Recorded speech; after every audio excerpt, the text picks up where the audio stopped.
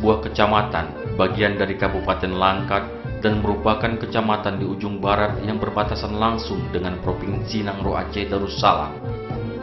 Daerah kawasan yang berbukitan ini pada ditumbuhi oleh pohon tahunan seperti pohon sawit, pohon karet, coklat yang dikelola oleh perusahaan perkebunan swasta.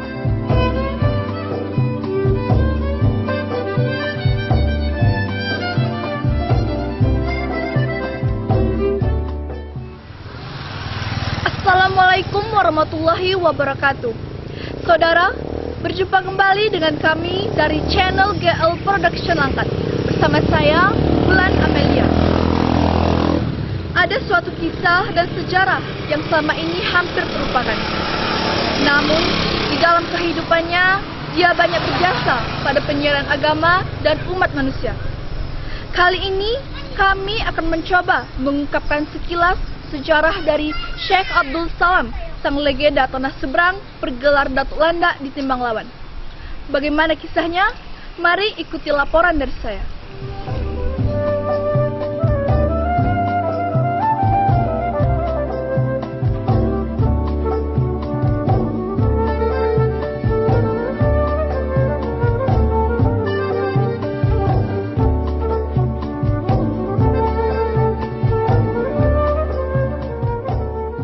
Bahoro adalah sebuah kecamatan bagian dari wilayah Kabupaten Langkat, terletak di ujung barat Langkat, berbatasan langsung dengan Provinsi Nangro Aceh Darussalam dan Kabupaten Tanah Karo. Sebagian desanya berada dalam wilayah Taman Nasional Gunung Lauser. Bahoro merupakan sebuah kerajaan kecil dengan rajanya adalah Sultan Husin, adik dari Raja Kahal. Berdasarkan sejarah, ayahanda Raja Kahar adalah Sultan Abdullah, anak Dewa Sakti dan cucu Dewa Sahdan, pendiri dari Kerajaan Langkat, di mana Sultan Abdullah memiliki 3 anak masing-masing Raja Kahar, Tui Tahlul, dan Sultan Husin yang belakangan dirajakan di Bahoro, di mana Raja Kahar dirajakan pula di Kerajaan Langkat. Salah satu nama desa di Bahoro adalah Desa Timbang Lawan yang memendam sejarah masa lalu terdapatnya sebuah pusara keramat, yaitu Pusara Datuk Landak. Datuk Landak yang nama aslinya adalah Abdul Salam berasal dari negeri seberang, yaitu Pulau Pangkor, Perak, Malaysia. Ayahandanya seorang keturunan Pakistan, Malaysia, sementara ibunya adalah Melayu, Perak. Abdul Salam sejak kecil sudah mempelajari ilmu agama dan selalu merantau dari satu negeri ke negeri lain untuk menimba ilmu agamanya, sehingga masa mudanya beliau sudah mendapat gelar Syekh. Sementara Abdul Salam memiliki ilmu kasyaf batin yang tinggi serta ilmu tarikat. Suatu ketika ia mendapat perintah dari ayahandanya untuk mencari abangnya yang lari ke Sumatera. Maka dengan mengetuk air di pantai di Pulau Pangkor sebanyak 3 kali, kendaraannya muncul, yaitu seekor ikan pari raksasa lebih kurang 3 meter lebar badannya. Kemudian Syekh Abdul Salam naik ke badan ikan pari tersebut bagaikan berada di atas perahu. Ikan pari itu berjalan di atas air. Maka sekitar pertengahan abad ke-17, Syekh Abdul Salam menginjakkan kakinya di Pulau Sumatera. Lebih kurang 1 hari, Syekh Abdul Salam sampailah di Pulau Sumatera, daerah Sungai Percut. Selanjutnya ia berjalan kaki menuju Tanah Karo. Syekh Abdul Salam atau Datuk Landak adalah seorang sakti yang memiliki ilmu kasab batin. Akhirnya ia bertemu dengan abangnya yang telah kawin dan mempunyai keturunan. Sementara ia pun telah berpindah agama dan abangnya tidak bersedia untuk pulang ke Malaysia. Sementara Datuk Landak pun mengembara dari satu negeri ke negeri lain guna dalam berdakwah dan pengembangan agama serta mencari tempat tinggal yang cocok. Ketika berada di Tanah Karo, Datuk Landak menikah dengan perempuan bunian atau orang halus dan mendapat anak 2 orang. Lelaki bernama Jalaluddin dan seorang perempuan. Suatu ketika, dengan tekadnya, akhirnya tibalah ia di kampung yang dikehendakinya, di mana kampung tersebut ia berkehendak untuk bertempat tinggal, dan kampung tersebut kehendak berubah menjadi Landak atau Kampung Landak. Sementara itu pendapat lain menyatakan bahwa kampung tersebut banyak berkeliaran binatang landak, namun tak seorang pun yang berani memburunya, apalagi membunuhnya. Jika ada yang memburu apalagi membunuh landak tersebut, keesokan harinya ia akan menerima bala. Maka dari istilah tersebut lahirlah nama Kampung Landak, di mana Syekh Abdul Salam bertempat tinggal dipanggillah Datuk Landa. Syekh Abdul Salam yang dipanggil Datuk Landa di masa hidupnya sangat disenangi dan dihormati oleh kalangan masyarakat karena sifatnya yang ikhlas, mengayomi, melindungi, pembela rakyat kecil. Ketika Datuk Landa menetap di kawasan Landa, maka Raja Bohorok ketika itu Sultan Husin sangat hormat dan mengagumi Datuk Landa. Ketika akan terjadi pertempuran Sultan Husin dengan Raja Gayu, Datuk Landa datang menengahi kedua pasukan. Akhirnya kedua kerajaan ini berdamai, sehingga Datuk Landa sangat dihormati oleh kedua raja. Datuk Landa adalah asli beretnis Melayu, di mana dengan sikapnya yang santun dan penyayang, maka banyak orang Karo datang padanya untuk diakui sebagai saudara. Di samping itu, tidak sedikit pula kalangan orang Karo memeluk Islam. Lalu pengajaran agama oleh Datuk Landa secara rutin baik di istana kalangan Sultan Husin maupun di masyarakat, dibuatnya jadwal untuk pengajian yang ia pimpin langsung.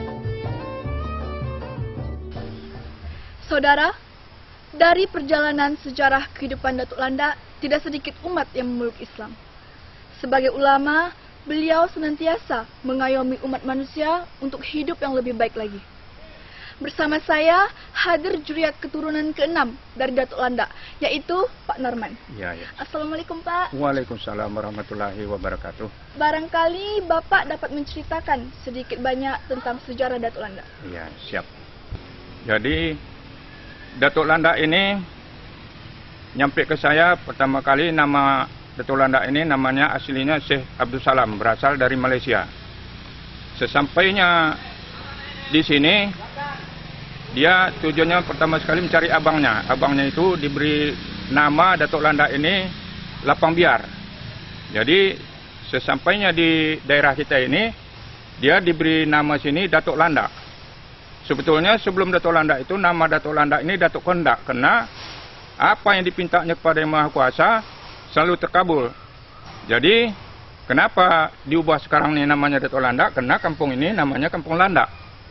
Jadi keturunan sampai ke saya dari Syekh Abdul Salam ini, nama Syekh Abdul Salam, anak Syekh Abdul Salam, Jalaluddin, anak Jalaluddin, Idris, anak Idris, Jera, anak Jera, Bibun, anak Bibun, Abu Samad, anak Abu Samad, saya Pak Norman.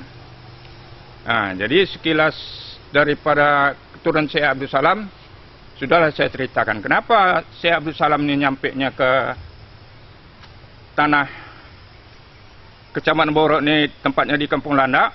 Nah, dia kena mencari abangnya di Tanah Karo. Jadi kena abangnya ini udah lama meninggalkan kampung di Malaysia sana. Jadi orang tuanya kebetulan waktu itu masih hidup dua-dua, jadi sudah tua sakit-sakitan. Kata ayahnya dan serta ibunya kepada Syekh Abdul Salam ini, tolong cari abangmu.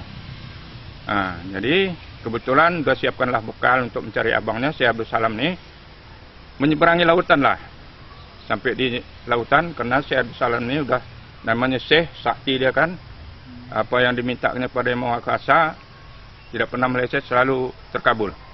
Jadi menurut cerita orang tua kami, atau atuk kami lah dulu, Syekh Abdul Salam ini, Datuk Landa, pukulnya, tepuknya laut itu, muncullah seekor ikan pari yang besar. Itulah kendaraannya menyeberangi sampai ke Sumatera Utara ini, tepatnya di muara Sungai Percut. Jadi menyusuri Sungai Percut ini terus sampai ke atas kemana itu. Singkat kata, jumpalah dia sama abangnya. Sampaikannya lah pesan dari orang tuanya itu. Abang, tak tolong abang pulang ke Malaysia, karena orang tua kita saat ini lagi kurang sehat lah, sakit.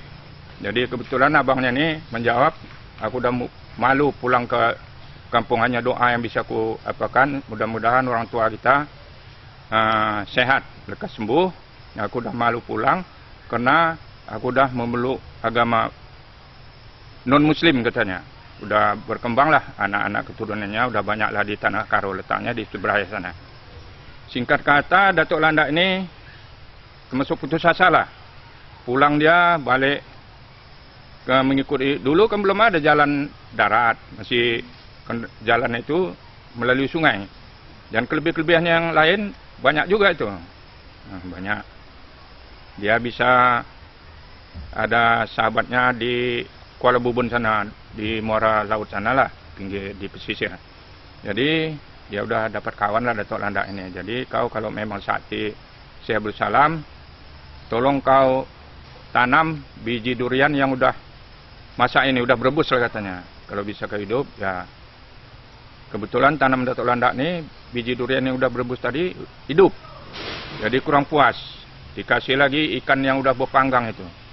Nah, yang udah panggang, yang apalah, udah nggak bernyawa lagi. Ini pun kalau kau memang ada kelebihanmu masih doa-doa mau dikabulkan Maha Kuasa, tolong kau lepaskan ikan ini ke sungai. Kalau hidup, kita bersahabat, kata Datuk Kuala Bubun ini.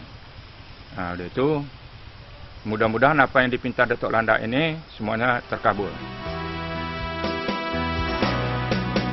Negeri Langkat, negeri berseri,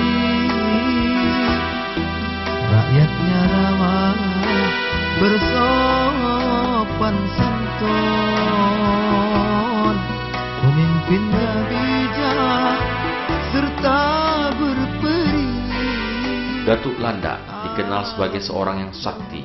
Kesaktiannya dibuktikan ketika beliau ingin melaksanakan sholat Jumat, di mana di Bohorok belum ada didirikan masjid. Maka ia pun berangkat ke Aceh melalui jalan hutan menuju Aceh. Herannya, perjalanan menuju Aceh memakan waktu beberapa hari. Namun Datuk Landak pukul 11.00 menuju Aceh untuk sholat Jumat, dan siangnya pukul 15.00 dia sudah kembali. Suatu hari dia mendapat kiriman durian yang sudah ditolak dari sahabatnya, Datuk Kuala Bubun. Tentulah biji durian juga telah dimasak. Setelah makan durian, Datuk Landak menanam biji durian tersebut. Akhirnya tumbuh dan berbuah. Dari buah durian ini terus dikembangkan, yang hingga saat ini Bohorok merupakan hasil utama buah durian. Sekitar akhir abad ke-17 ia pun wafat. Oleh masyarakat setempat, ia dikebumikan tidak jauh dari pinggiran sungai yang berada dalam kawasan Kampung Landak, tidak jauh dari rumahnya. Memang itulah permintaannya. Walaupun Sultan Husin Raja Bohorok meminta untuk dikuburkan di komplek keluarga Raja-Raja Bohorok, namun wasiatnya ia dikuburkan di Kampung Landak. Hingga saat ini, pusara dan makamnya yang sepi dan sunyi ini ramai dikunjungi orang-orang yang berziarah, di mana kalangan masyarakat menganggap Datuk Landak adalah keramat. Maka disebutlah makam keramat Datuk Landak. Kini Langkat tetap bersahaja, memajukan negeri menuju sentosa. Agaknya kita dapat menyimpulkan dari perjalanan hidup seorang yang ikhlas dan bersahaja melahirkan suatu penghormatan dan penghargaan yang tiada akhir dari kalangan masyarakat banyak kepada almarhum Datuk Landak. Saudara, dari makam Datuk Landak, saya akhiri laporan ini. Sampai jumpa di lain kisah. Wassalamualaikum warahmatullahi wabarakatuh.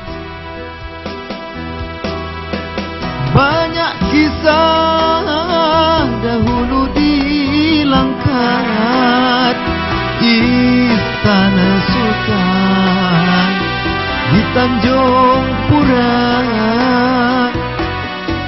Kini kami selalu sepakat membangun Langkat menuju bahagia.